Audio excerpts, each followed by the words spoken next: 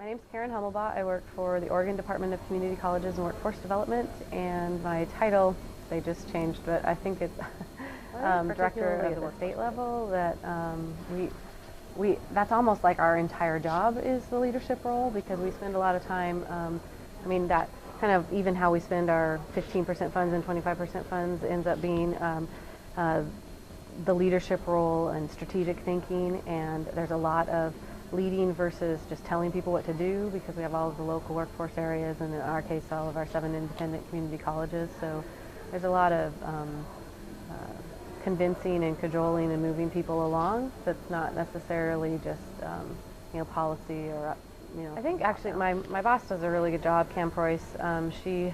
She's really good at bringing people together and finding their common ground and getting them to work together, so I've kind of learned a lot from her. We do a lot of face-to-face and group process kind of with our locals and getting everybody to focus on one particular issue or initiative versus kind of their differences, because we do have a large rural-urban divide and a lot of local politics, of course, and stuff. So I think that when we can come together on a specific issue and kind of facilitate the discussion is where we do better.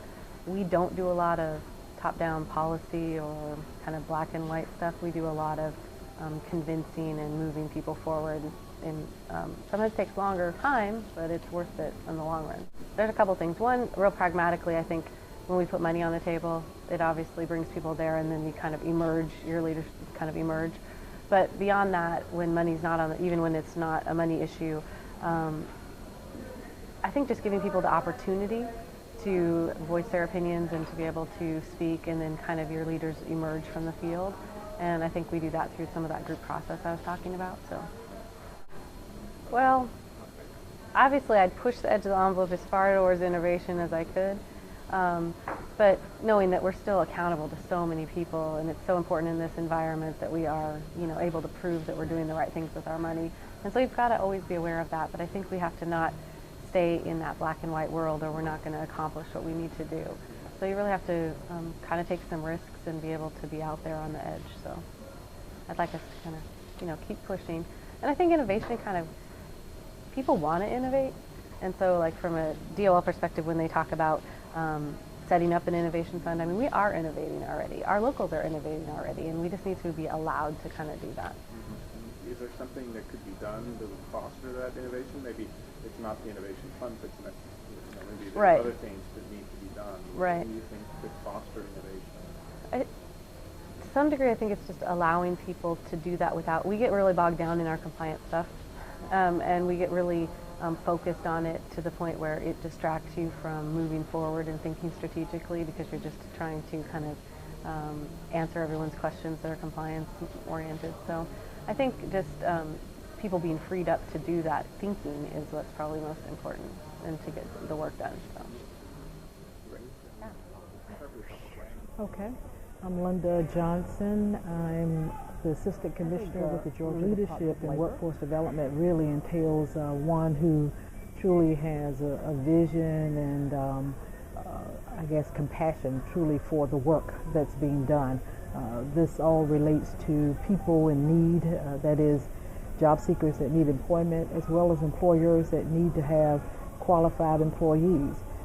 So when you look at the two major groups, if you would, targeted groups that we serve, both of them having primary a need for each other, that the leader's job is to broker the services in a way that allows for job seekers to receive the skills and the training that they need, and so that we can match then appropriately with those employers. So relationships are key.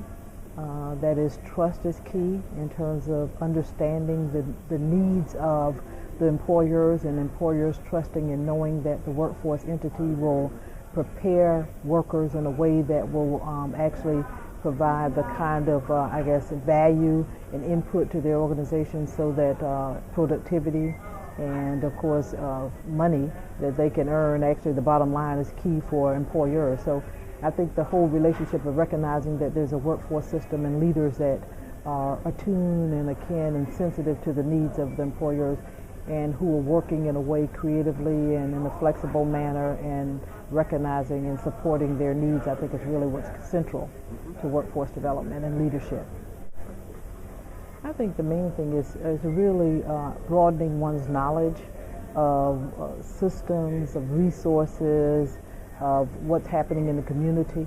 I think recognizing the changing demands of businesses, and then of course understanding the skill sets that are needed to match with those demands. I think that's what's been, I think, kind of central.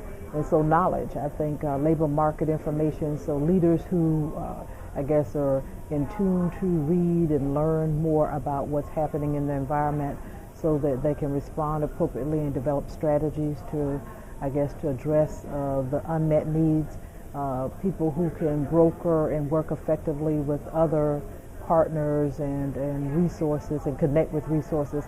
That's critical because we all know leveraging. I mean, there's not enough money for everybody, but the point is we have to look at ways to partner with other entities. So relationships, again, being key, and an ability to work. I'm Ron Danowski. I'm the administrator for the Employment and Training Division in Wisconsin's Department of Workforce Development. Yeah, leadership in the field of workforce development means working with diverse groups of people, being able to build consensus among those often very differing opinions, and then developing trust. Trust as a leader in your ability to be able to lead people to do something that benefits all of them and the people that we serve.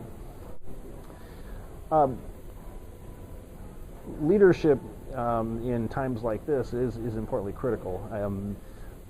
We have so many voices. I'm not sure that we have a voice that speaks a single common message, and a single common message that is clearly delineated at all levels within, the government, the private sector, and in the economy in general.